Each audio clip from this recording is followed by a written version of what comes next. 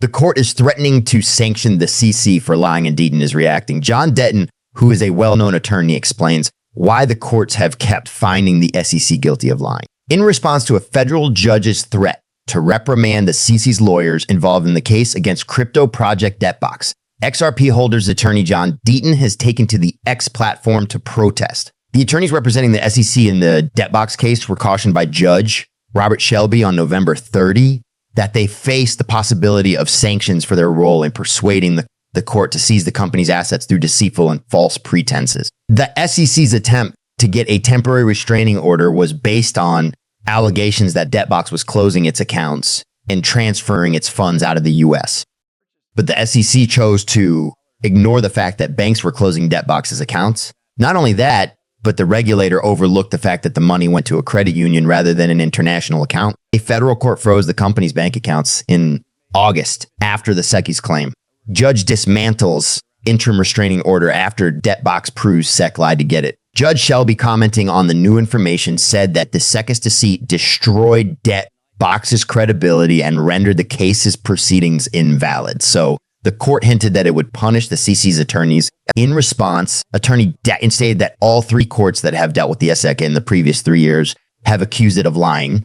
For those who have failed to pay attention, during the last 3 years, according to Deaton, a federal judge threatened to fine the SEC for lying.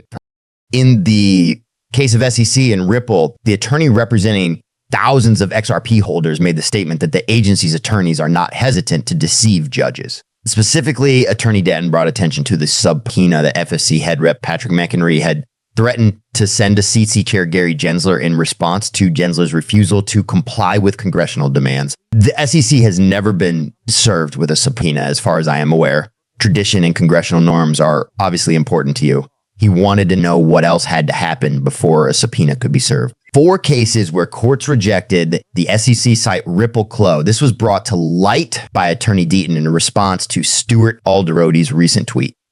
Yesterday, Alderoty tweeted 4 examples of cases in which federal judges criticized the SEC's actions in litigation involving cryptocurrency companies. The court in the Ripple case allegedly discovered the SEC's duplicity in its contradictory argument. The judge supervising Coinbase's lawsuit against the SEC confirmed, according to Ripple Clo, that the agency failed to reply honestly to the exchange's request for crypto rulemaking.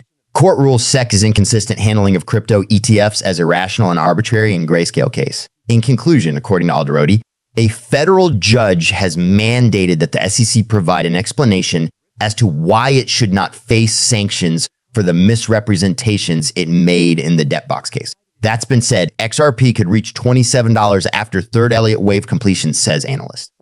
Based on recent predictions by crypto market researcher CryptoBull, the XRP price might be aiming to surge towards the $27 price area after completing a critical Elliott wave.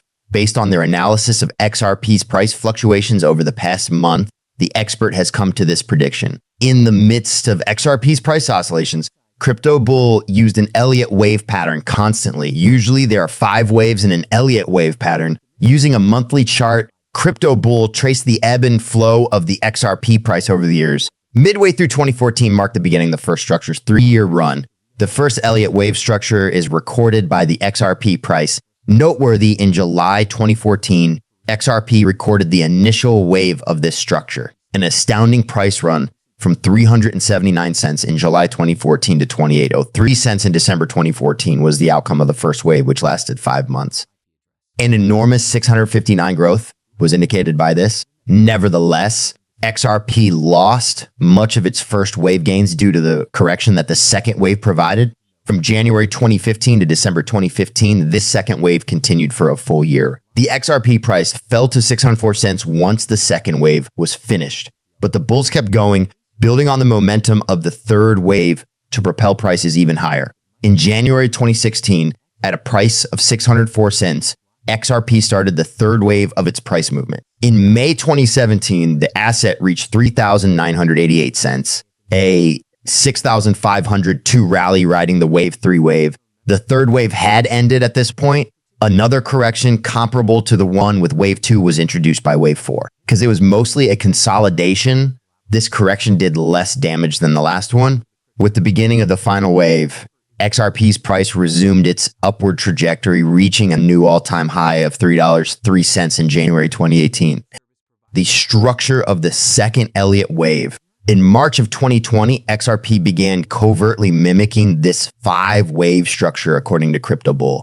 Curiously, the prior structure was initiated when XRP reached its cycle low in July 2014. When XRP dropped to 1140 cents in March 2020, CryptoBull believed that was the bottom of the current cycle. This led to XRP launching the initial phase of the current framework.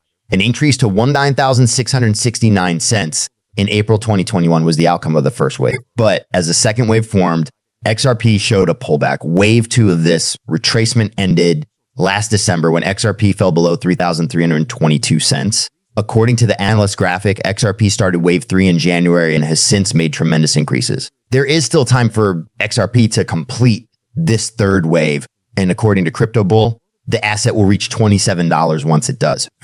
At the time of publishing this video, one XRP coin was trading at 6,205 cents, an increase of 1.11 over the previous day, compared to the 6,502 surge in wave 3, the 4,251 increase needed to reach $27 is a significant reduction. Let's divert a little. The SEC filed a lawsuit against Detox in July of this year, asserting that the company intended to offer unregistered securities or node licenses beginning in 2021, if you recall correctly. The SEC asserts that in their July filing, Debtbox misled investors by saying that the licenses would be utilized to mine cryptocurrency, raising its value. However, the licenses would ultimately be used to mint the cryptocurrency using computer code, according to the SEC. The CLO of Ripple provided misleading testimony regarding the chair of the SEC. Gensler was taken aback. The Ripple CLO's response to the judge's fury. In response to the recent development, Ripple's chief legal officer, Stuart Alderadi, wrote on X that the U.S. Securities Authority is beginning to pay attention to this worrying pattern. In order to support its reasons, the SEC subjected itself to a similar public shame on 3 separate occasions in December 2022, as Alderadi cited. The court deems the SEC hypocritical since it made contradictory arguments and did not behave in accordance with its stated dedication to the law. He stated in the first case, located in San Francisco, Ripple is a corporation that specializes in international payments.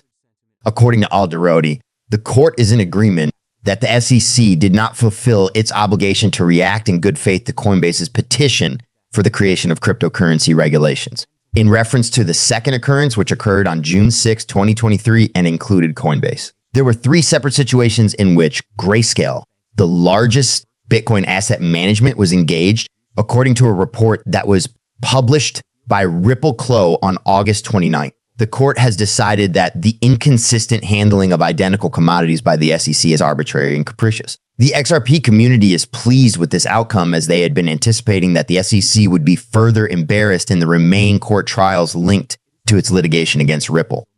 As per their expectations, they are pleased with this result. The actions that have been taken by representatives in order to depress the price of XRP. To address your question, the truth is that over the course of the years, practically everything has been done in an effort to bring down that price. So when I hear the number $27, it doesn't seem like a huge thing to me. In the annals of financial history, Michael Saylor's micro approach will either achieve the status of a hero or become the greatest zero. The middle ground will not be present. It is doubling, tripling, and quadrupling that he is doing.